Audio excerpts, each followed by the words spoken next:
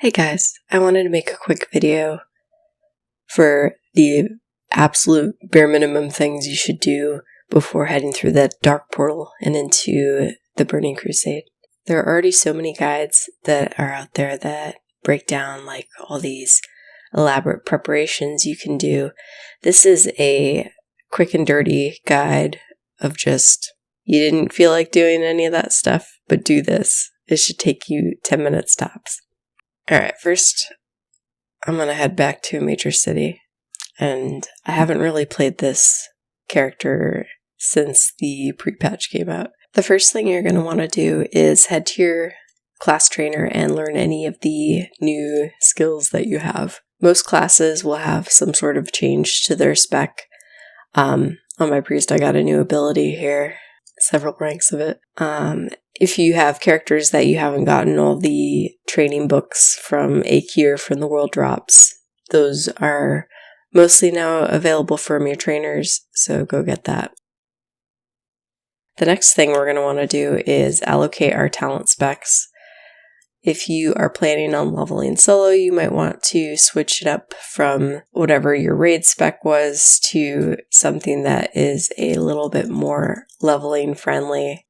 If you don't know what spec to go, you can always just Google TBC leveling spec and your class. I'm going to take my Holy Priest and go Shadow. That's going to let me do a little bit more damage out in the world.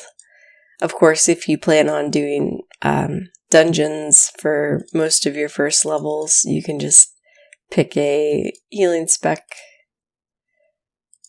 that focuses on maintaining your mana. Let's see. Yeah, I kind of messed this spec up, but that's okay. So I'll take Misery. And then I also want to throw a couple points in wand damage, because good old wand damage, it's still good. If you are a mage, there are some new portals that you can learn. For the Horde, you learn how to teleport to Stoneyard.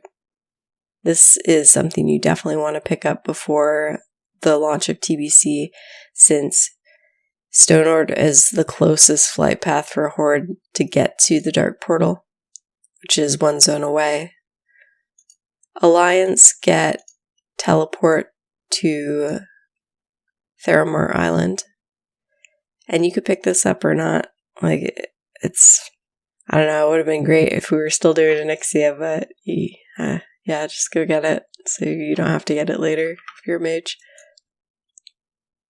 Okay, next we're going to head over to our bank and take a look at our gear and equip anything that we want for leveling and stick the rest in the bank. Thankfully, my bank isn't too messy. I did a little bit of cleanup here before, around the time that I quit raiding. So with the pre-patch, a lot of the healing gear has changed. So if you do play a healer, they've added damage stats to most of your pieces. So if you see my healing weapon, instead of just being healing done, it also does healing and damage now. So you can kind of compare this to what other off-spec pieces you have. Like I have this Jindo's Judgment, which is a DPS staff. Clearly my Widow's Embrace Mace is going to do more damage than that, so I'm going to just leave that equip for now. But things like my healing trinkets might get replaced. I am going to bank most of my healing gear. I want to keep those, because those are stronger than what I have. Other things that can go into the bank are raid-specific items like your Onyxia Scale Cloak, your Drakefire Amulet. If you have an Ancrage mount,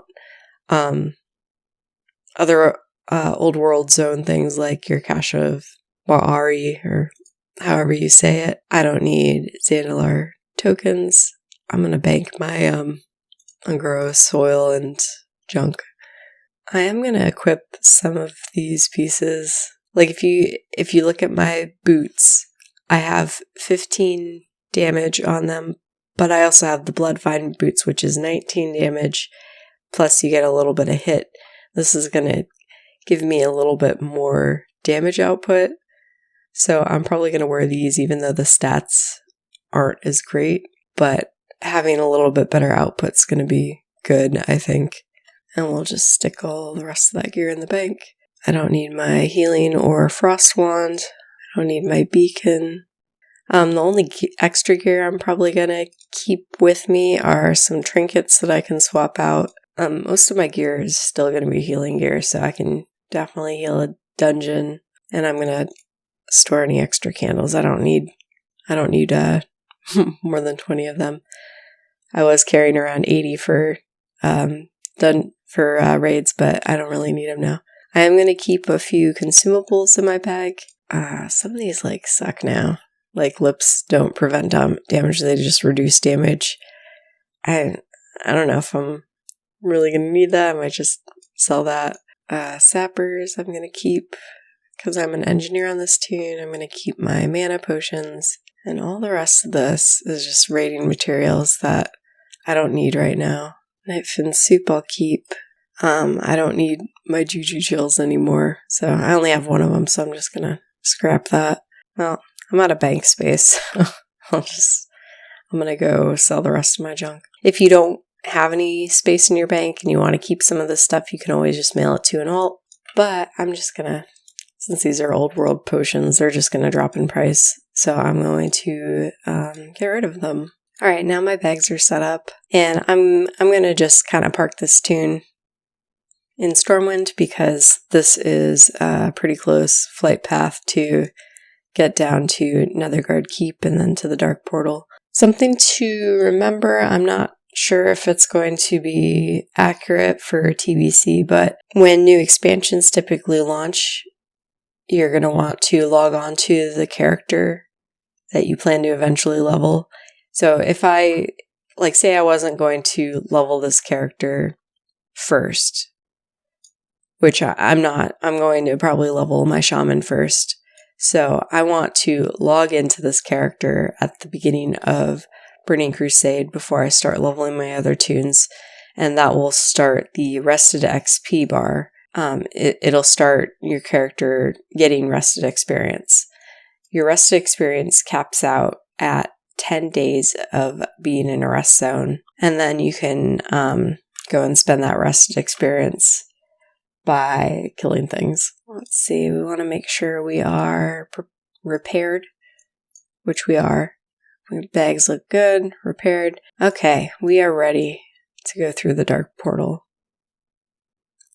The last thing I recommend you do is just figure out where the Dark Portal is and how to get there. If you're Horde, you're going to want to take your Zeppelin from Undercity or more down to Gromgol Base Camp.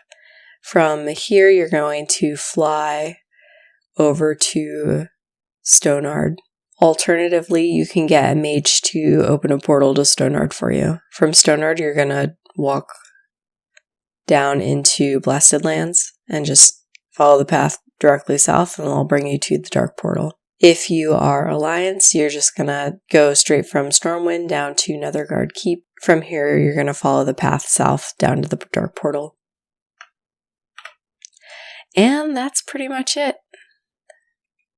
This has been my super short guide on how to prepare if you didn't prepare or didn't feel like doing a whole lot of prep work to get into the Burning Crusade. So at this point, Burning Crusade is coming out in about a week. I don't plan on making a whole lot of videos in the first couple weeks of Burning Crusade because I'm going to be just playing the game. From there, I'm probably going to put out a couple of videos for you guys. Once I get my character leveled and repped and attuned and all that fun stuff. So if you want to keep seeing videos from me, please subscribe to my channel. Like this video if you like this quick style of crash course guides. And I'll see you in the next one. Thanks for watching. Bye!